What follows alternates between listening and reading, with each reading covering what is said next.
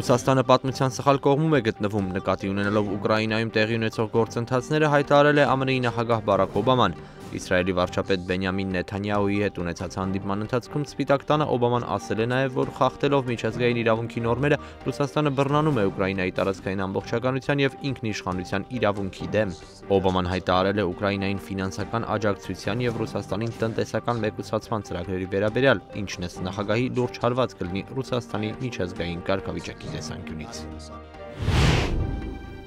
Զուգահեռաբար ԱՄՆ-ի պետքարտուղար Ջոն Քերին ժամանել է Կիև Ուկրաինայի գործող կառավարությանն աջակցություն ցուցաբերելու նպատակով։ Քերին Ուկրաինային $1 միլիարդ աջակցություն է խոստացել մոտակա ժամանակաշրջանում, միաժամանակ վերահաստատել նախօրեին հնչած Բարաք Օբամայի այն ձևակերպումը, թե Ռուսաստանը լուրջ միջազգային պատժամիջոցների կենթարկվի, եթե շարունակի ագրեսիվ գործողությունները Ղրիմում։ Այցի ընթացքում Ջոն Քերին պատրաստվում է այցելել փետրվարի 20-ին Կիևում զոհված ուկրաինացիների ընտանիքներին։ Իր հերթին Վլադիմիր Պուտինը Արևմուտքին և Միացյալ Նահանգներին է մեղադրել Ուկրաինայի իր խոսքերով ապօրինի քաղաքական իշխանություններին աջակցելու համար։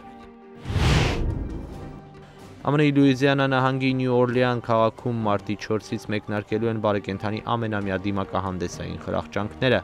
Քաղաքի ֆրանսիական թաղամասում տոնակատարությունների մասնակիցներն ըստ ավանդույթի մարգարտահատիկներ են շաղ տվել փողոցներում։ Զուգահեռաբար հարևան Ալաբամա նահանգի Մոբիլ քաղաքում ևս տեղի են ունենում տոնակատարություններ։ Մոբիլի բնակիչները պնդում են, թե հենց այս քաղաքից է սկիզբ առել ԱՄՆ-ում բարեկենդան նշելու ավանդույթը։